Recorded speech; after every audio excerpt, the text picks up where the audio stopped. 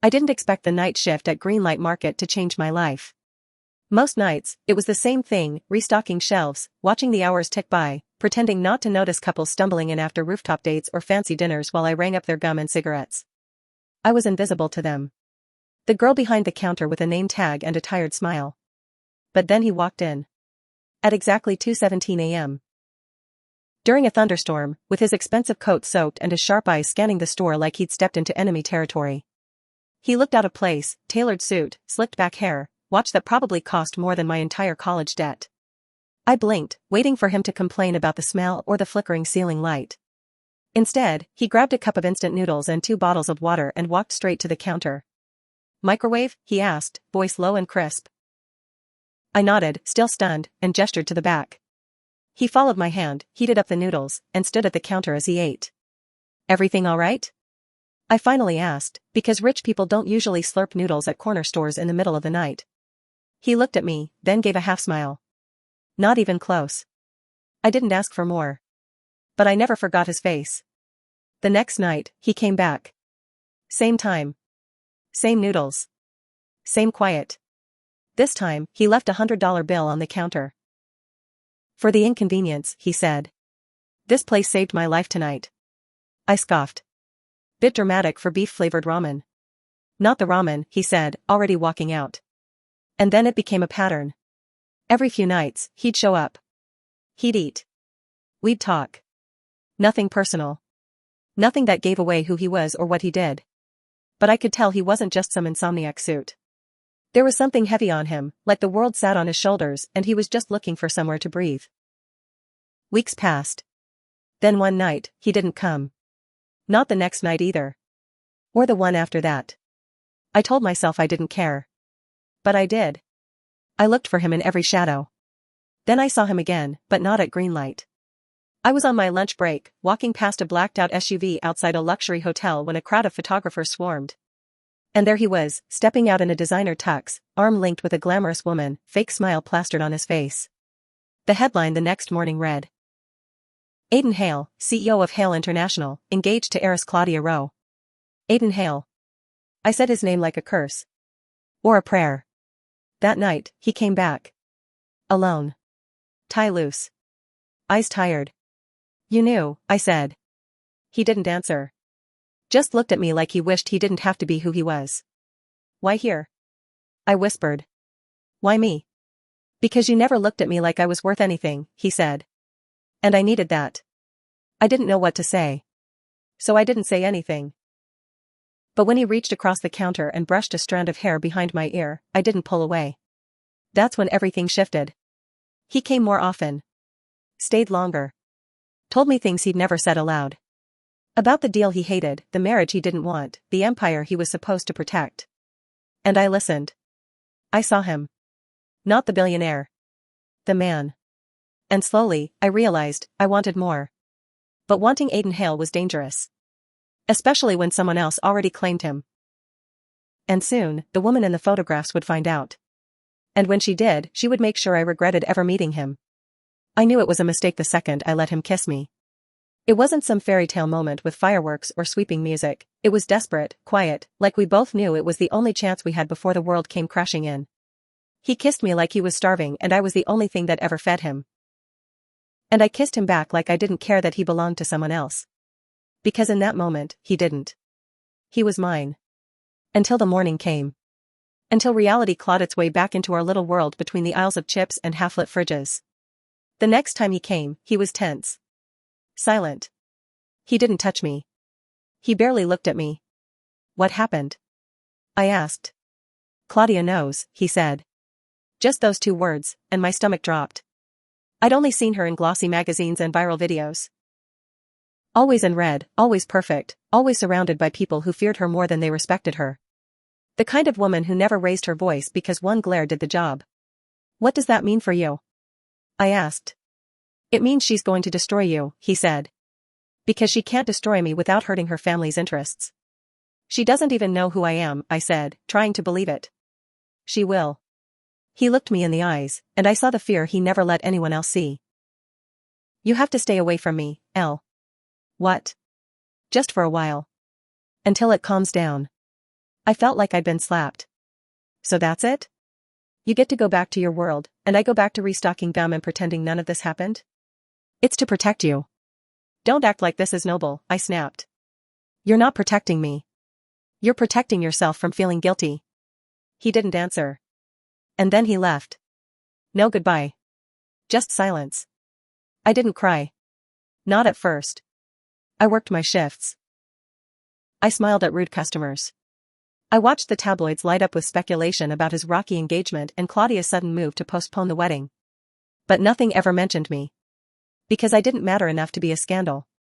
Then came the note. Slipped under the convenience store door while I was in the back. No signature. Just 2 words in perfect cursive. Stay away. That's when I realized this wasn't just heartbreak. This was war. I tried to forget him. I did. I went on a date with a guy from the bookstore across the street. He was nice. Sweet. Said I had a laugh like sunshine. But when he leaned in to kiss me, I turned my face away. Because he didn't smell like Aiden. He didn't taste like regret and fire and every wrong decision I'd ever make again if I had the chance. A week later, the store got a delivery we hadn't ordered. A box wrapped in white ribbon. Inside was a pair of leather gloves and a single photograph. Me. Behind the counter. Smiling at Aiden. The back of the photo said, "He's not worth dying for." I stared at it, hands shaking. That was the moment I knew Claudia wasn't just angry, she was dangerous. And I had a choice to make.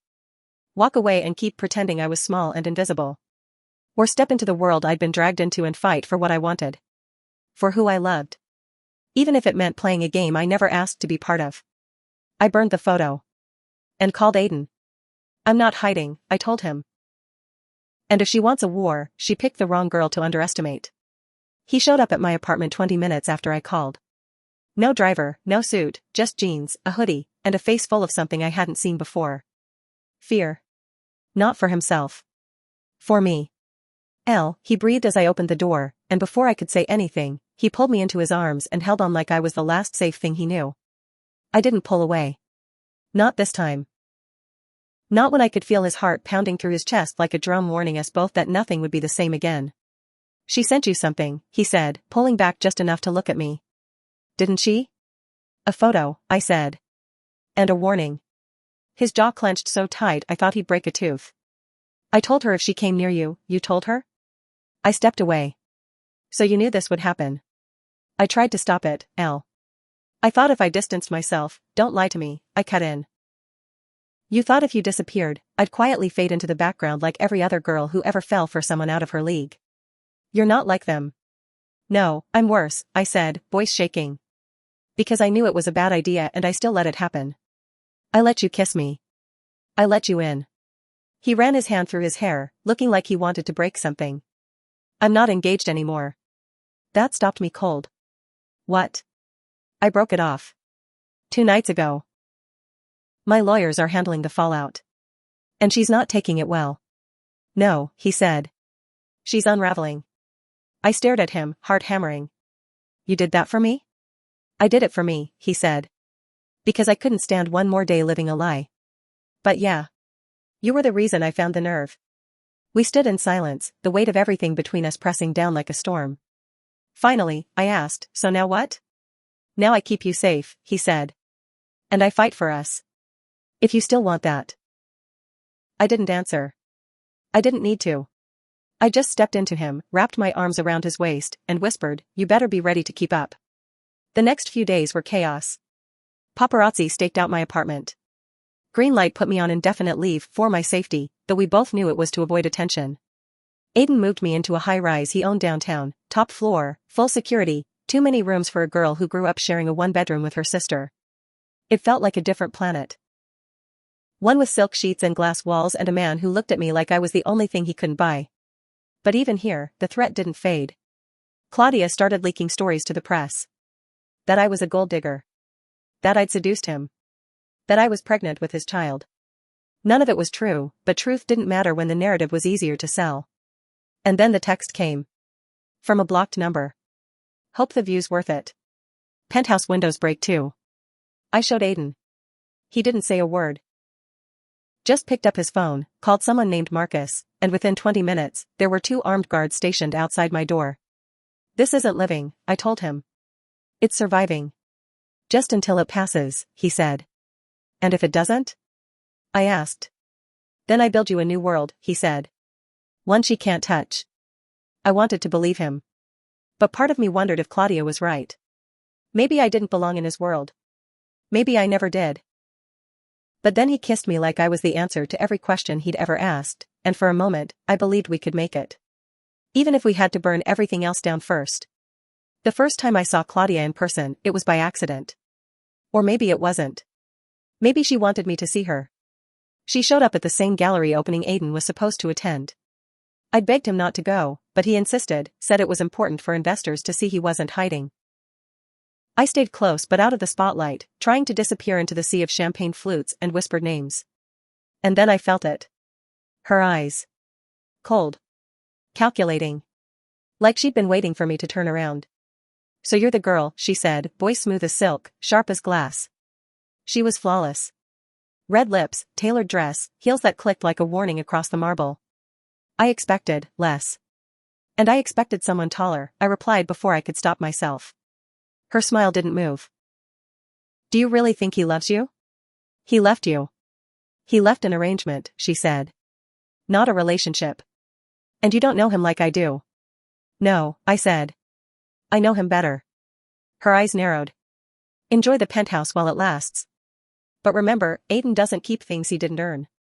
She walked away before I could respond. I stood there shaking, furious and humiliated, surrounded by people who hadn't even noticed the world tilted. Aiden found me 10 minutes later, still frozen near the staircase. You saw her, he said. I nodded. She threatened me. She won't touch you, he growled. I swear. You can't promise that, I said. Not really. He didn't argue. Just wrapped his arms around me and pulled me close, in front of everyone, like he was done pretending.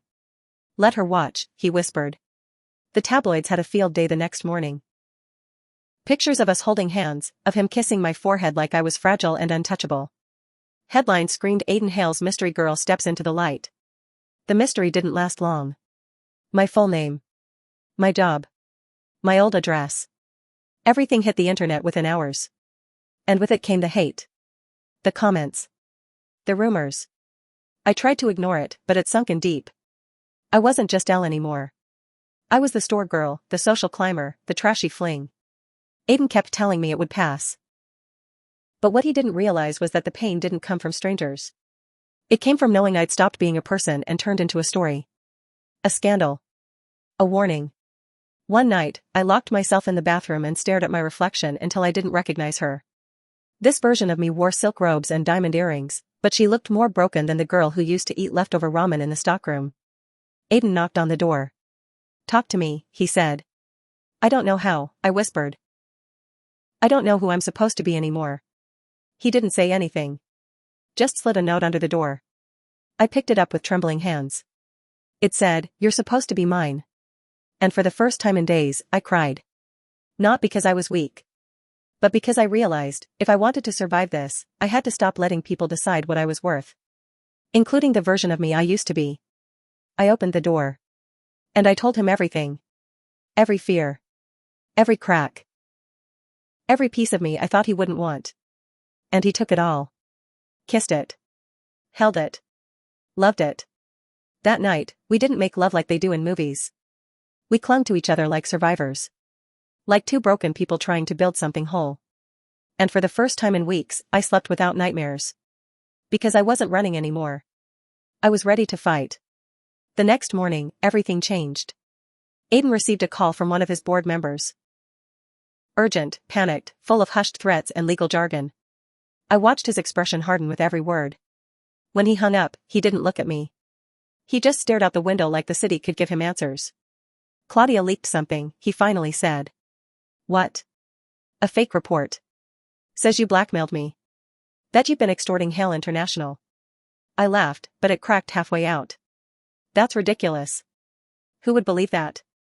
Enough people to make it dangerous, he said. The board wants to suspend me while they investigate. Suspend you? My voice pitched higher. Are they serious? They think I've compromised the company. That I'm blinded by you. And are you? I whispered. He turned then, eyes blazing. Absolutely. That night, the penthouse didn't feel like a fortress anymore. It felt like a target. Claudia's smear campaign wasn't about love, it was about power. And if she couldn't have Aiden, she'd burn everything around him. Including me. But I wasn't going down quietly. I spent the next 2 days digging through news archives, financial disclosures, anything I could find linking Claudia to the board members pushing Aiden out. And I found it. A private investment account tied to Claudia's father, quietly funneling money into 2 of Hale International's competitors. I took it straight to Marcus, Aiden's most trusted legal advisor. If we make this public, Marcus said, it'll cause a scandal. Good, I said. Let them feel what it's like to be picked apart. Aiden was hesitant at first. He didn't want to play dirty. But I reminded him, this wasn't just about business. It was survival. And if he didn't start fighting back, Claudia would bury us both. So we leaked it. An anonymous tip. Enough evidence to raise eyebrows, spark outrage, and shift the spotlight. Within 24 hours, Claudia's engagement to Aiden became an afterthought. The media latched onto the bigger fish. Insider trading, fraud, betrayal within the elite. I watched Claudia's empire begin to crumble from the same counter where I used to sell gum. It felt poetic. But it wasn't over. Not yet. Because Claudia didn't disappear. She doubled down. Showed up at the penthouse 2 nights later like nothing had happened. He'll never choose you, she said calmly, brushing past security like she still owned the place. Even if he thinks he has. People like you are temporary. Easy to replace. I stood my ground. Funny. That's exactly what he said about you. She slapped me. I didn't flinch. And when Aiden burst into the room seconds later, I didn't look away from her. Get her out, I said, voice like steel. And make it permanent. That night, Aiden held me like I was something rare. Precious. Irreplaceable. You saved me, he whispered. No, I said, burying my face in his chest. We saved each other. And even though I knew there were still battles ahead. Whispers in boardrooms, photos in tabloids, strangers with opinions, I felt something I hadn't felt in a long time. Hope. Because this time I wasn't just reacting. I was choosing. And I was choosing him. The fallout was faster than I expected. Within a week, Claudia's father stepped down from his position on 2 boards. Claudia herself disappeared from the public eye, claiming emotional recovery in a PR statement while her legal team scrambled to clean up the mess. But the damage was done. Aiden was reinstated at Hale International, the board issued a public apology for the suspension, and suddenly I wasn't the villain in everyone's story anymore. I was just the girl who stood her ground. And people love a comeback. Especially one with designer shoes and a billionaire boyfriend. But even as the world shifted in our favor, something inside me didn't settle. I'd gone from restocking gum to attending charity galas. From ramen dinners to rooftop dates. From anonymity to trending hashtags. And part of me missed the quiet. The simplicity. The certainty that no one wanted anything from me. One night, I confessed that to Aiden. We were on the rooftop, city lights glittering below us, his jacket draped over my shoulders. I don't want to lose myself, I said. You won't, he said. You're too stubborn. I'm serious. So am I, he said, turning to face me. Elle, you were a fighter before I ever walked into that store. You don't need me to define you. But I'd be stupid not to want to build a future with you. A future, I echoed. What does that look like to you? He smiled, the kind of smile that made me forget every bad day. You. Me. Something of our own. Not Hale International. Not the tabloids. Something we built from scratch. Like a company? I joked. He leaned closer. Like a life. That was when I knew. I wasn't just some story in his world. I was the co-author. The architect of the next chapter. And that meant making choices. So I started working again. Not at Greenlight, but at a startup Aiden helped fund. Marketing. Strategy. My ideas.